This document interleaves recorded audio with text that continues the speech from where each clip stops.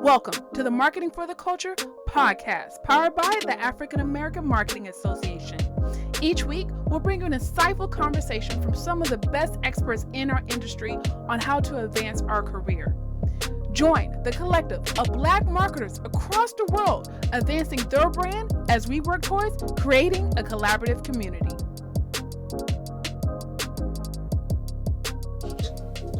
Yes, sir. And welcome to a history-making edition of Marketing for the Culture, the podcast. I got so excited I can't even say the name of the podcast. You know, I'm your host, CL Palmer, and sitting next to me in the flesh, none other than Michelle Gomez.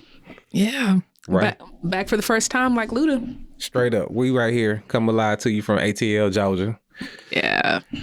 And very excited, you know, because one thing about doing podcasts is now that, you know, especially since the pandemic, we don't get to do a lot of in-person podcasting. So to actually have the podcast come here and see if we have some actual chemistry, this is going to be a good experiment.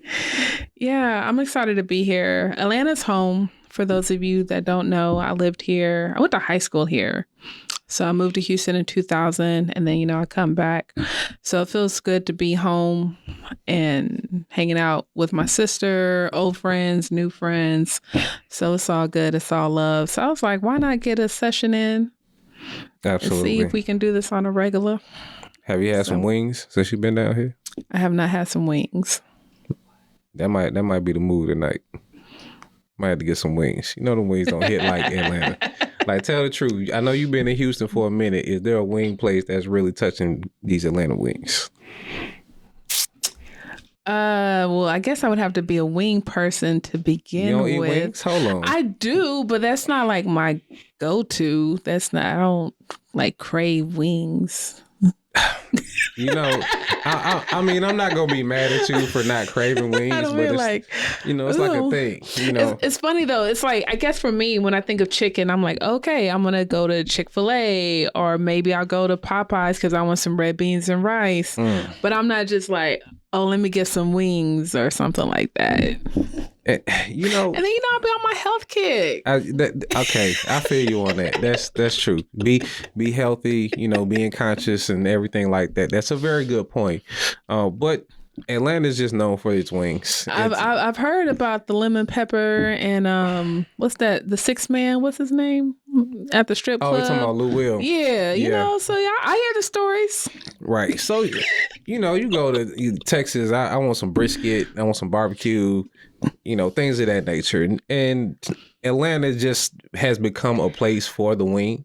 And it might be a little JR Crickets in the actual Atlanta episode. I've been to JR. Bringing that to the collective consciousness. It's been years, but I've been there before. You know, but gotta watch it. You gotta go to the ones in the city. And see, that's why I gotta get here more often. Yeah. More often. See, I guess it's been an evolution. Because when did you leave Atlanta? I mean, I left as far as moving. I moved in 2000. So as soon as I graduated, I moved to Houston. But then, you know, I would visit at least every year for a minute. The last time I was here was 2016, I believe. Okay, so there definitely has been an evolution in the culture here. So, yeah, you're going to have to make your way back down here so you can get the full effect of what's going down here in the A. I think since I've been here, so I got here Saturday, I'm leaving Wednesday.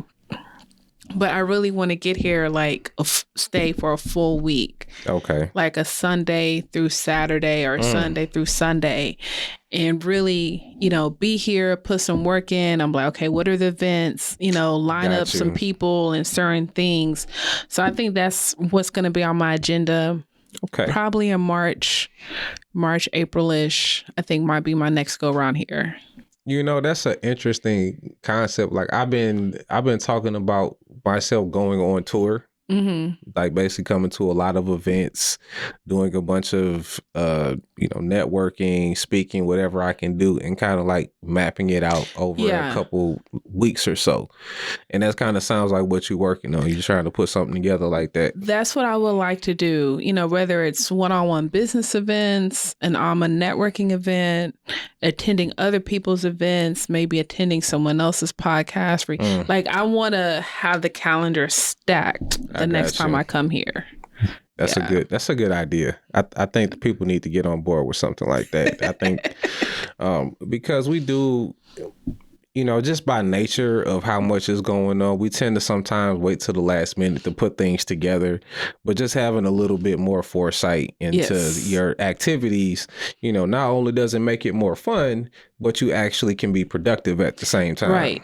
Now, this was particularly for my sister's birthday. And the funny thing is, I'm actually talking to a company that's based here in Atlanta. Okay. And we're going back and forth in email, and part of me was like, do I want to ask for the meeting? Like, do I want to squeeze it in? Just pull up real quick. But I was like, nah, don't too much right now. And just this time of year, people are talking, but they're really not making decisions. True. So I was like, I don't even want to press the issue. But yeah, definitely moving forward, I'm like, hey, go ahead and sign on this dotted line. And that's kind of interesting that you bring that up, and we might actually circle back around to that, because I think, especially as marketers, what we're trying to do at the end of the year, because we're still trying to get people to spend money with us in a variety of different ways, and kind of just how we handling that, and like what's the buying mode of anybody, because it could be all over the place. Yeah, I mean, it really depends on your audience and the price point. Like I have a high ticket item, so it takes 2-3 calls over 2-3 months sometimes. You gotta get some authorization. Yeah, so I'm very patient with it. But yeah. No, but that's actually an interesting thing I had been thinking about, because I had been wanting to do a little bit of a marketing blitz, but I've been trying to figure out, do I want to set it up to go, straight from marketing to purchase, or if I'm going to do a little bit longer tail and see if I want to tail it to something that's a purchase down the road. You can do both. I thought about it, but it's, how those things are, they turn into work. At some point you're like, this sounds like work. I might have to spend some time on it. So I will cross that bridge when I'm ready. Every idea sounds like work. It does. Everything. But since I have you here, you've been actually doing a little traveling yourself. Now you come down here to Atlanta, but you actually just left Dallas for the Digital Summit. Correct. I was in Dallas for a few days. The Digital Summit was Wednesday and Thursday, the 8th and 9th, if I'm not mistaken. Alma was a partner. We were a media partner. So we were promoting the event for about 2.5 months. And 3 members, including myself, went down there, up there, depending where you live, in Dallas. And we had a good time. It was a good conference. I don't know how many people they had in attendance, but I do feel like the place was packed. Okay. And I really enjoyed myself, and a lot of good feedback from the other members. That's good. Anything in particular stick out about the conference? Well, we are still needed, Black people. Okay, this is coming up a lot. This is starting to turn into a thing, but we are still needed in attendance as well as speakers. I do think the ratio may have been equal or slightly better than Content Marketing World, but it's also a much smaller conference. I do want to say, though, with Digital Summit, they do have a diverse set of organizers, and they actually travel to different cities. So they go to about 12 to 15 cities a year. They were in Atlanta earlier this year, so I don't want to, throw too much shade with them, but their conference setup is different than Yeah, that's a little different. Yeah. I guess you could say a higher difficulty or the higher degree of difficulty because you're doing it in, like you said, 12 to 15 cities and basically trying to do the same thing. So you can't get all the same speakers to come to all the same ones. So that's that could be a challenge, just trying to keep it fresh every time you do one. I can only imagine, like, even today, as you know, we're talking now, today and tomorrow, they're in Charlotte. Which obviously is going to be the last conference of the year. But I look, events make me nervous, so I can only imagine the pressure that they go through. But they have a great team. You know, there were some things, you know, they were replacing speakers. I know that based off of private conversations and stuff like that. But even the people that showed up, they delivered. Okay. So it was a great event. And the reason why I say we're needed, I attended, I want to say one session with a Black guy. I had a chance to meet. I've been following him for a while, Jonte Delane, very popular on Twitter. And then there was a couple of Indian women. One was from CNN, but she actually lives in Austin, which I thought was pretty cool. So they still need that diversity in the audience as well as on stage. And I felt like there was a lot of topics that were not discussed. A lot of the topics that were discussed were the typical social media, LinkedIn, email marketing. There was one on product marketing, you know, how to sell to your customer, of course. Those were the common ones, but like I didn't see anything on analytics. I didn't see anything on podcasting, affiliate marketing, public relations. Well, they had thought leadership. So I felt like there was a lot of topics that were not addressed.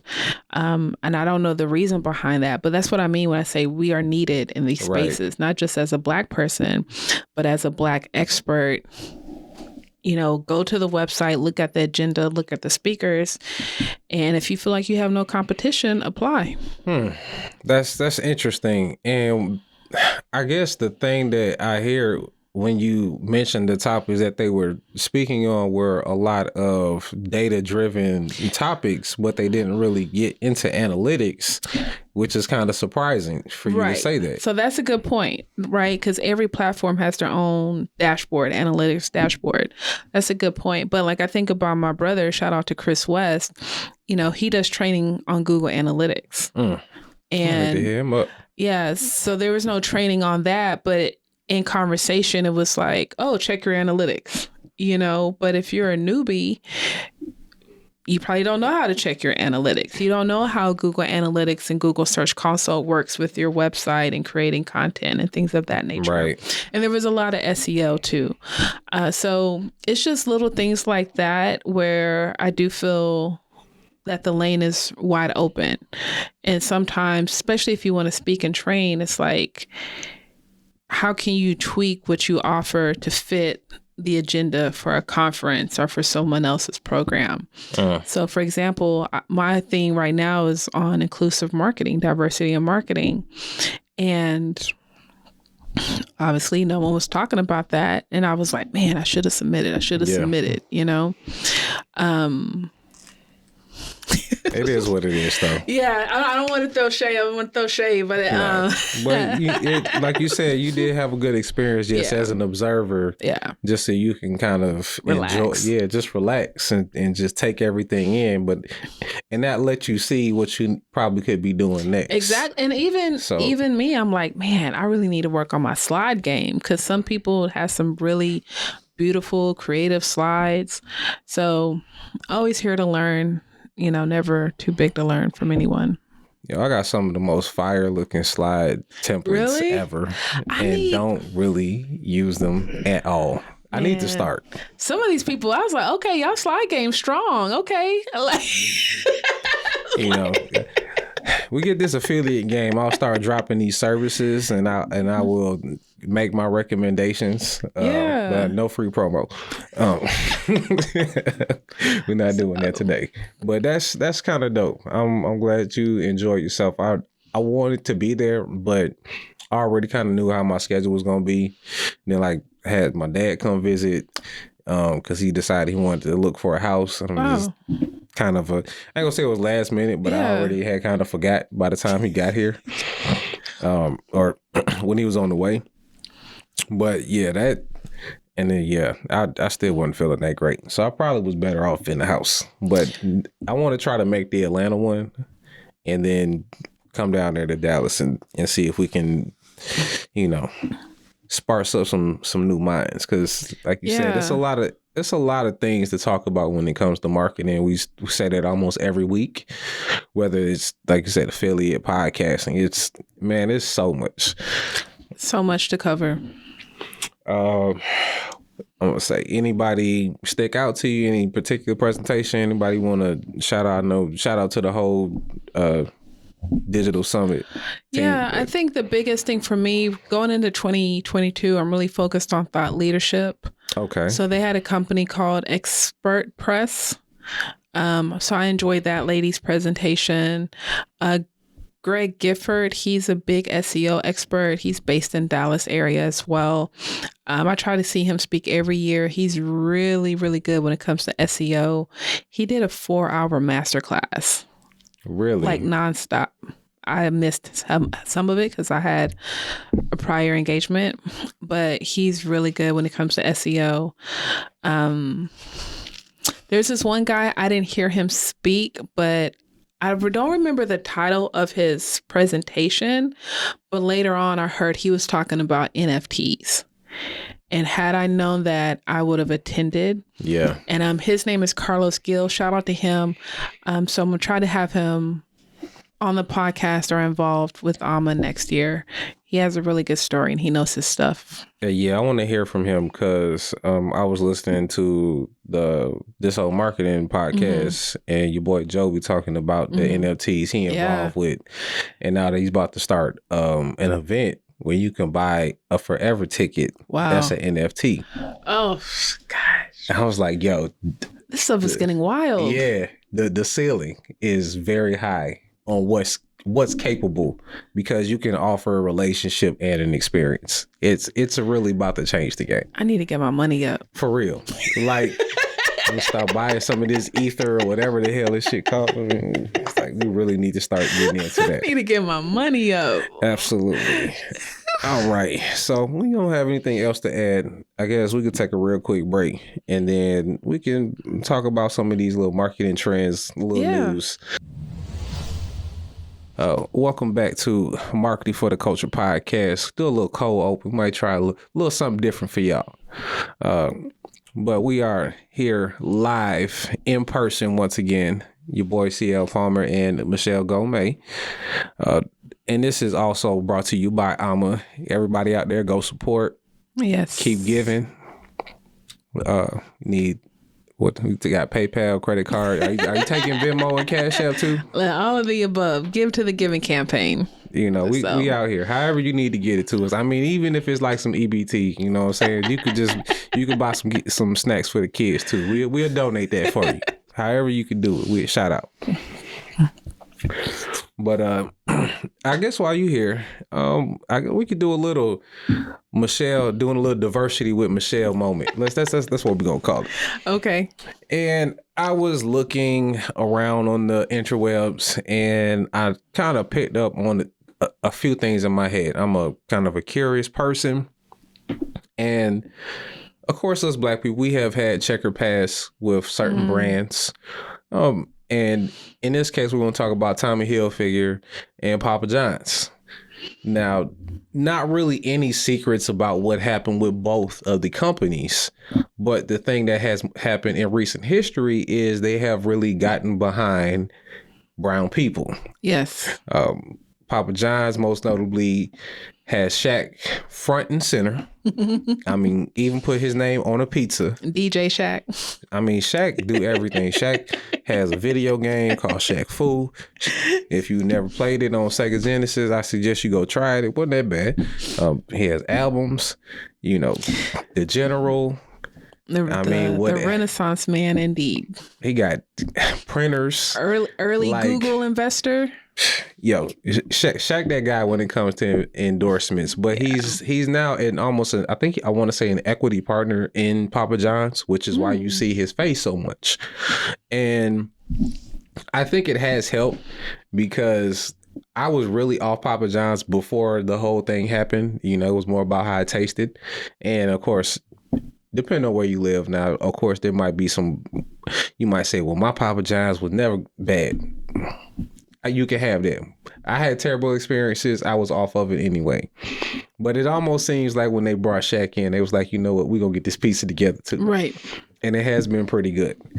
Now, on the flip side of things, Tommy Hilfiger has some not so great things. And in the words of one great Chad Butler, we on that polo after that Hilfiger. And pretty much around that time, we've been strictly on Ralph Lauren. If you look around in the neighborhood, we were big on polo and not so much on Tommy. But the times have changed. And Tommy has a big BIPOC thing that they have going on right now. It's called the Fashion Frontier, which if you look at some of their finalists, about 4 out of the 6 were all people of color. Mm-hmm. And so they're really stepping up to make it a point that they know that we're behind everyone. Yeah. And everyone is accepted. So with all that said, how do we know that we can really trust these brands in the first place? Like, can we ever get back, or is this just like the boyfriend that you decided to take back that cheated on you, but he was like, you know what, it wasn't that bad, but you still just got like one eye in the meantime, in between time? Like, how do they successfully recover in trying to be diverse, because you can't survive right now? Yeah, I mean, that's a really good question. So I will say Black people and people of color, communities of color, this is definitely our time. Right. Yes. So before we can get to the trust part, if these opportunities are presented, we need to take full advantage of it. Okay. Like, this is not about trust at this time.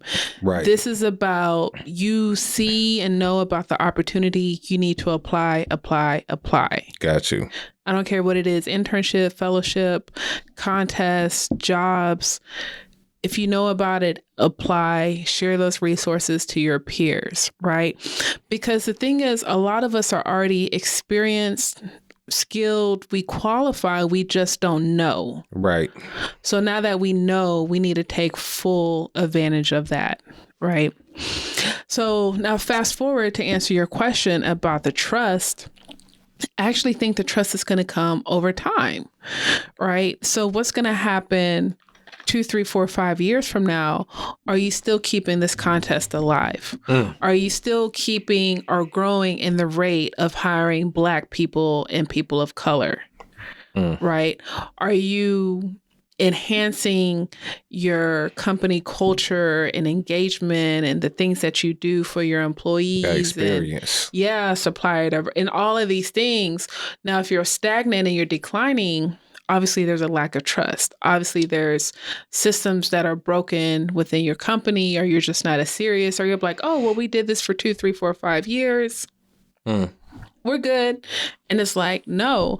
And that's something I experienced last year. My client, they hired another marketing agency to do their creative. So I was acting as the liaison. And a white lady on the PR side, she was like, well, it's been a while since George Floyd died, so I think things are dying down. And I was like, no, ma'am. No, ma'am.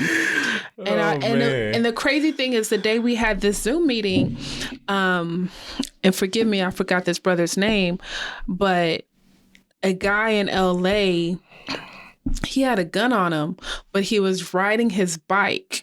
His back was towards the police, and the police shot him.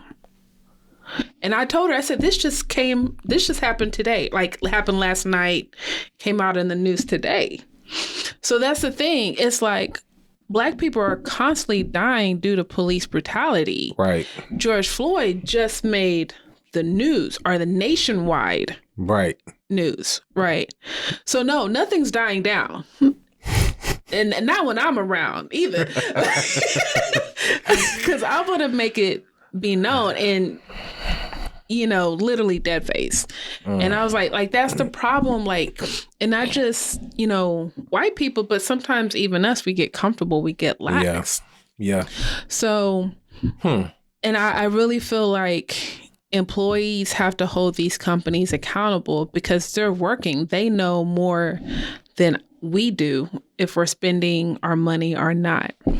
But yeah, Black people of color, take advantage of all of these opportunities and resources that are out there.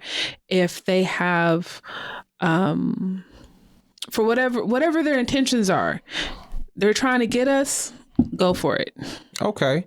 So I'm going to try to sum everything up from what you just said. So for one, if they're offering any leg up, definitely take it. Amen.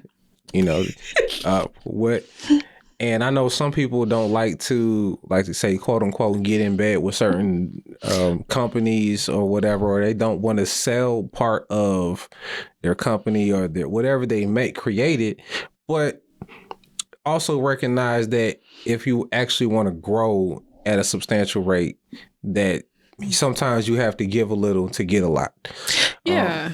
And I think that's an important caveat to throw in there too. And then I feel like you're also saying that these companies can't just be trying to buy their diversity. They're really going to have to put the work in order for it to become something where people look at you in a positive light all the time. Absolutely. Because diversity and inclusion has to be sustainable. Okay. Yeah, it can't be short term. It has to be sustainable. And I think we're really going to know that 3, 4, 5+ years from now. Let's say, let's like Amazon, for example. Amazon is like one of the biggest companies right now. But we don't actually know the ins and outs of their diversity problem. But I'm sure if it's anything like any other ginormous company, that there's probably some back things that probably need to get fixed. Right. If they were to come out and say, yo, Michelle, we want to make sure that the workplace is set up the correct way, what you think we need to make sure is the first thing we do? Yeah. So with Amazon, that's a really tough example, because there's so many negative comments about their warehouse workers. Right. So we have the warehouse, and then we have independent contractors, and then we have corporate. Right. So there's a couple of ways to tackle it. And Amazon's a big company, and I've had some communication with them. But I would really say, what are the employees complaining about the most? And can that be solved? Right. And I'm sure it can be. Right. So what are the options? How many solutions can we create to solve these problems? Instead of 16 hours, can we do 12 hours? Can we do 10 hours? Can you present those options to the employees? Can you create flexible schedules? One thing I talk about often, a lot of companies on their website, they'll say, I call them features and benefits, right? All of these perks. But what we're coming to realize, especially with the pandemic, is your perks does not mean that it's equitable to the employee. Right? So one of the examples I say, if you have a 40-year-old single woman, she might be okay working 45, 50 hours a week because she wants the bag. Right. But if you take another woman that's 40 years old and she's married and has 1 or 2 kids, she may want a flexible schedule. She may want to work from home 3 times a week. Okay. And she's willing to take maybe a $5,000 to $10,000 pay cut because of that flexibility. right? So that's what we're talking about when it comes to equity. Like, what are you presenting to your employees, new hires, internal, whatever, to be like, okay, I want to work here, I want to apply, and I want to stay here. So trying to provide solutions and not just be like, oh, well, what can we come up? Oh, free soda for everyone. Like, that's not helping me on my bottom line right now. That's not improving my quality of life. I could bring a soda and bottled water from home, a couple of bottles, and be good within my 8 hours. What are we really talking about here? That's a great point. That's those what you call those benefits. I like how you say features and benefits, because it sounds more like a product than it does a job. Yeah. And that's I see that a lot, because sometimes they do offer things that just don't add up to what a person might actually need. And I think about some of, people that's close to me in their job situations, and they don't really give them an option to have a life and a family. And it's making them want to move on. Yes. And so, of course, we can go to the bottom line, which is y'all just need to out here just start paying people. But for the most part, if we just going to be talking about how do we get people to stay in, right, we want to make sure that people have a reason to stick around in the first place. I mean, and I'm working on a white paper right now talking about the 5-point framework to inclusive marketing. And as marketers, we're taught, like, what are your pain points? What's the customer's pain points? But are we asking our employees what their pain points are? How are we engaging our employees? Because the engagement you have, the employee engagement is a direct correlation to company culture. So what kind of culture are you creating? I can go on and on about this. I know, but this is why I wanted to have this little fireside chat with you. Yeah, because this is a good topic for you to talk on, and I can kind of get educated. Yeah. Because I'm a diverse person myself, but I also like to get educated when I'm out here talking about what businesses need to do, and that's a very easy thing, and I feel like it probably just doesn't come up enough. So not at all. Not surprised about that. Trying to think. I guess we could take a real quick break, or if you had anything else you want to add on that.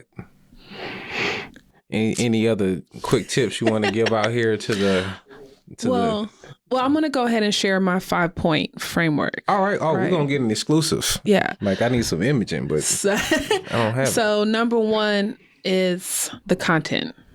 Okay, so what kind of content are you creating?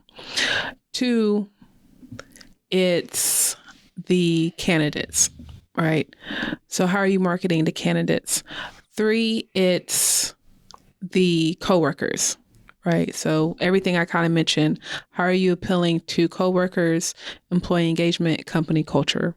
4 is the consumers. Okay. Everyone's already doing that. Whether B2B, B2C, you're already marketing to your consumers. And then 5 is the community. How are you marketing to community, brand awareness? Tommy Hilfiger is actually a good example of that, because that hits on a couple of different points, but it's the community because it's going outside. They're attracting people outside of their employees as well as their consumers for the most part, right? So how are you marketing to actually those 4 things? But we know content is the cornerstone of marketing, right? So what kind of content are you creating to engage those 4 categories? That's very well put. And I would be ready to read that white paper if you told me about that. Because I feel like the internal marketing at a job is usually very poor. I've worked in a couple retail environments, and they do some things to try to help, but I don't think they really understand what people actually need. Right. Like sometimes, or what they need to hear. Because You walk in there, you just feel like you coming in here and they're going to use me as much as they can for the next, 4 to 8 hours. And then, you're not really going to care what's going to happen before or after. But things are changing. I see it, though. Things are changing. Yeah. I mean, we could talk about that resignation, but I seen something interesting about the Great Resignation that's going on right now. Mm-hmm. So let's talk about that and then we can get up out of here. Okay. And we are back. Welcome back to Marketing for the Culture, a special live and in the flesh edition. For the first time in recorded history, we are doing this podcast, me, myself, CL Palmer, and Michelle Gomez from the always inclusive African American Marketing Association. Yes. We want to invite everyone to become a member, even if you don't identify as a marketer. A lot of people do, but some people don't realize that they are marketers. And one of the things that I would like to work on in 2022 is getting people to know if you make content, you're a marketer. Yes. If you monetize anything, you are doing marketing. Yes. Period. Whether it's experience, whether that's trying to reach an audience, you are doing some type of marketing. Yes. Because you're sharing it on social media. Exactly. And they're all marketing platforms. Right. So you can't escape it. You can't. It's a thing. Like just get comfortable with it. All right. So before we took our last break, I wanted to talk about the Great Resignation. Yeah. People out here just quitting their jobs, like throwing the deuces at their old bosses. And one of the things that I came across while listening to some other podcasts was this article in the Insider. I believe the young woman's name is Gwen Aviles, and she titles the article "The So-Called Great Resignation Isn't a Reality for Many Workers of Color." Mm-hmm. And the article basically goes into, people have a lot of different things that motivate them to work, whether it's student debt, family life, or just not being in the class of privilege where you could take a year off and live at your parents' house and while you try to figure out your business or content platform or whatever it is. Right. And it also gets into how this whole social media content creation thing is presented as you could just quit your job, start making videos, and then all of a sudden you're going to become a money-making machine.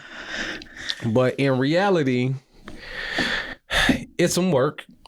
It's a lot of work, and you don't make a lot of money the first 3 years. You're probably making content for the most part. And, it even mentions one of the creators who's quit her job and now looking to get back into the corporate environment, which, I wish it would happen faster for her, but it's just a part of the process. So, if it's something that you want to jump out here and do, you just got to be prepared and have a foundation.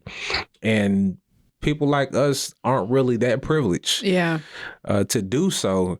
So, just real quick, you have any kind words for everybody out here that would love to quit their job right now and say F their boss in these toxic workplaces?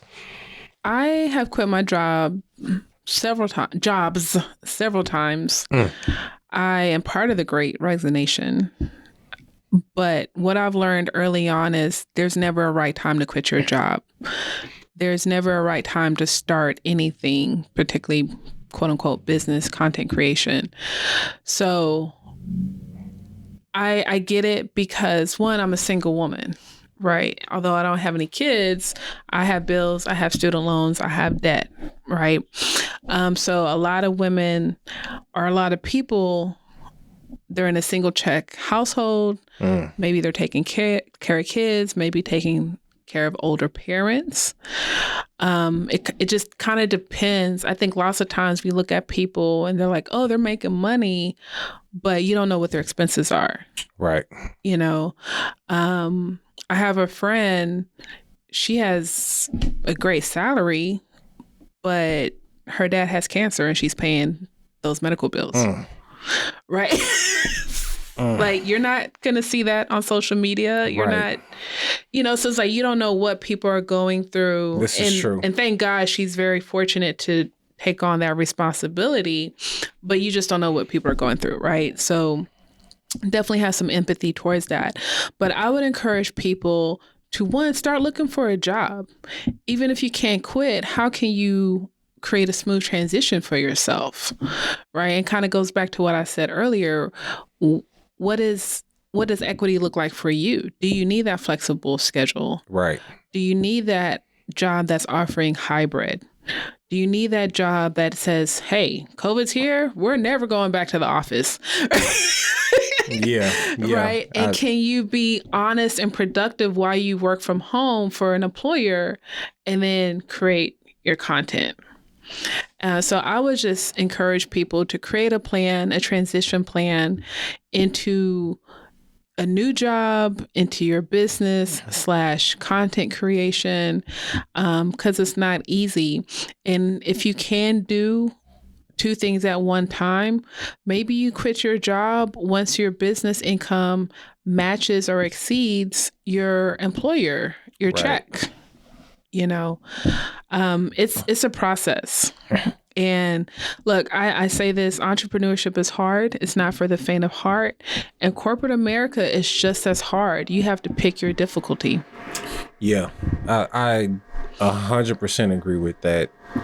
And I will say, for me personally, it's just gotten to the point where it's just not feasible for me to have a job, because I'm doing enough with my business where in order for me to either consider a job, it has to be enough to take on my daycare and compensate me as well, because I will not be working for daycare. Yeah. That is not that doesn't make any sense. Yeah. So I'm not going to be giving someone my check.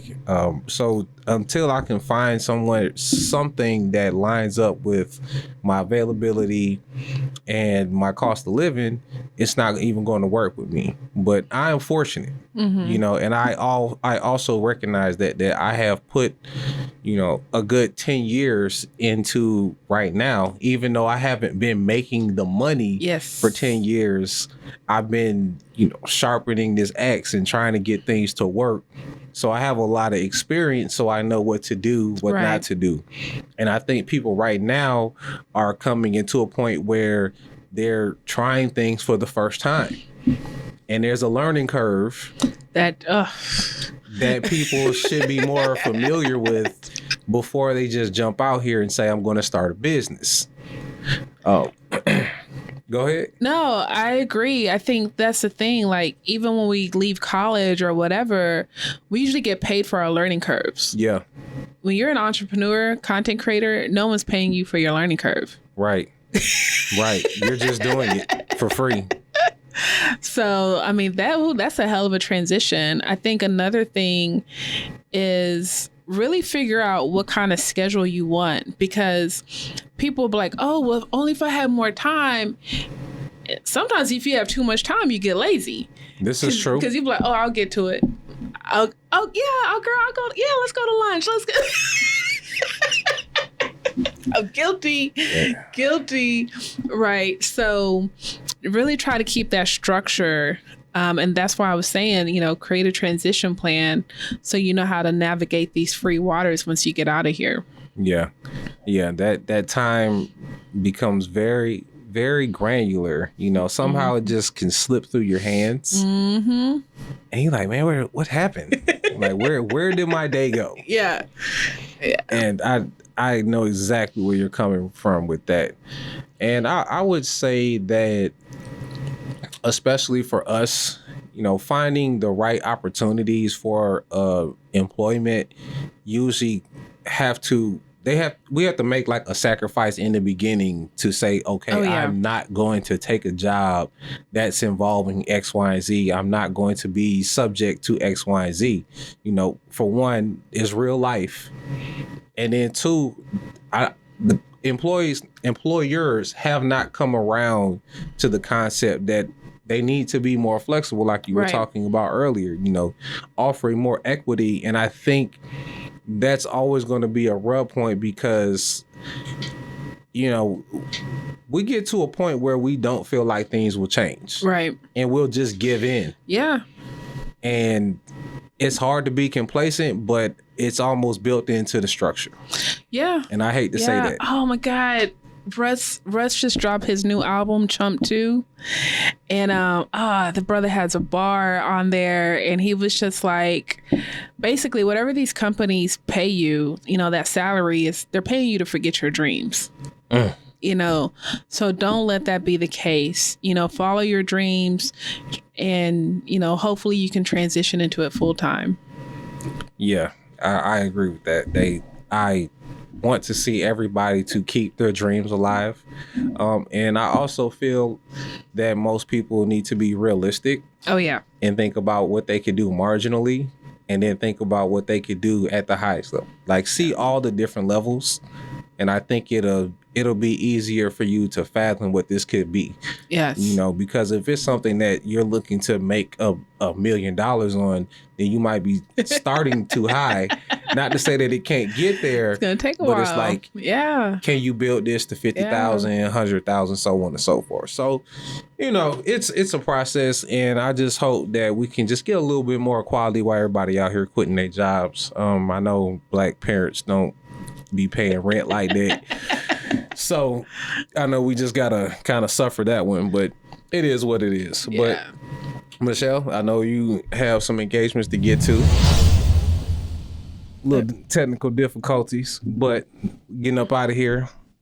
So you having last word? Anything you want to let everybody know before you get up out of here back in these ATL streets? Shout out to Bartok for allowing us to record here. Yes, shout out. And shout out to you for listening. And we still have the giving campaign going on. We're currently around $6,000. The goal is 20. Be happy if we get to 10.